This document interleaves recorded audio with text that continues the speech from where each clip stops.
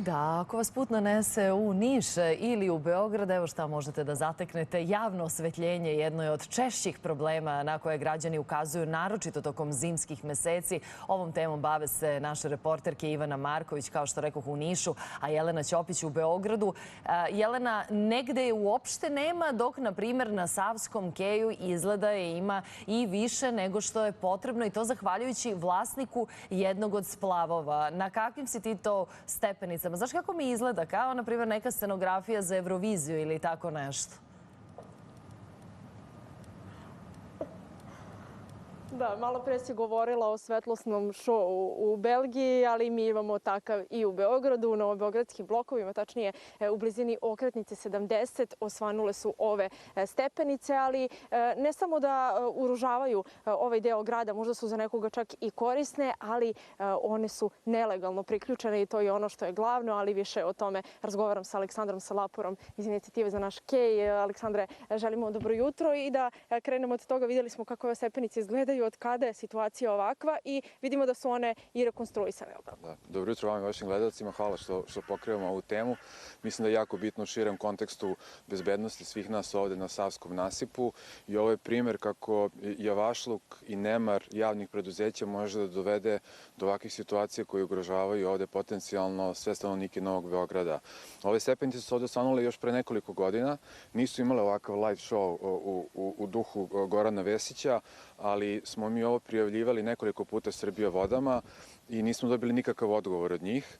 I jednostavno, pošto su vlasnici splavova shvatili da im ovde niko ne može ništa, oni su jedan, boga mi, 50 metara dugačak potez od samog nasipa pa do tamo njihovih splavova popločali novim pločama i stavili su ovaj ovde light show koji je, hajde sad, ukusi su različiti, ali makar je nebezbedno, veoma nebezbedno i eto, to je jednostavno primjer kako se u ovoj... U kom smislu je nebezbedno? Pa pazite, ovde su oni jednostavno ovu banderu presekli su, to jest probušili su samu banderu i sproveli ovde strujni kabal koji posle ide do ovih LED dioda, što je potpuno nebezbedno.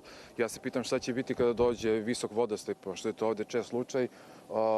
Ovo je, mislim, i opasno jako. Da, na ovaj način je svakako uništen i nasip, je li tako? Da, apsolutno. Nasip je ovime oštećen. Jednostavno, zakon jasno zabranjuje kopanje i na bilo koji način ometanje eventualnog slobodnog toka reke, kada jednostavno visok vodostaj nadođe ovde. Veoma je bitno da ništa od objekata ovde ne bude, kako voda ne bi odnela sve objekte koji su veoma nestručno izgrađeni i predstavljaju dodatnu opasnost u tom slučaju. Vi ste ovo prijavljivali, kažete, Srbija vodama, da li je bilo nekih reakcija?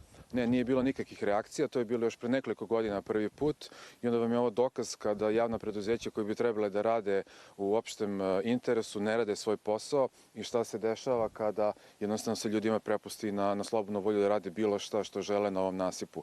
I ne samo da su Srbija vode problem, mi ćemo i podnosili smo krivične prijave protiv tog preduzeća, nego je ovde problem i Beogradskog vodovoda, takođe je problem i javne rasvete, to jest elektrodistribucije koja ovo priključuje kako god žele. Oni se ne obaziru na zakon, niti bilo šta što piše u istom, zato oni imaju ovde struju, oni su svi ovde nelegalni, to znamo, a evo šta kad nelegalni splavovi zamisle nešto da urade, na koji način to izgleda, niko ih ne sprečava o tome. Hoćete da kažete da svi splavovi koji se nalaze i koji su ostali trenutno na Savskom keju jesu nelegalno priključeni?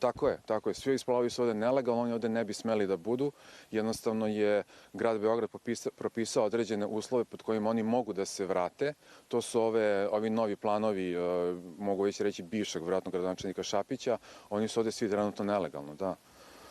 Hvala vam, Aleksandra, mnogo na izdvojenom vremenu što ste nam ovako slikovito prikazali ovu priču. Eto, videli ste da vam još jednom za kraj pokažemo ovaj svetlosni šou. Za mnogi je to možda i lepo i korisno, ali vidite da ima onih koji kažu i koji su dublje istraživali ovu priču da je u pitanju o nelegalnom priključku na kablove javne rasvete.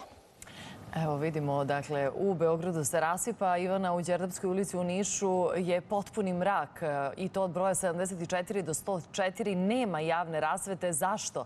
Nišlije konačno zahtevaju da neko, da mogu da vide i pre izlaska sunca. Koliko je ovo veliki problem za stanovnike i ono što evo ja sada ne mogu kada uporedim tvoj snimak i Jelena, kod vas je svanulo, a evo u Beogradu je još mrak.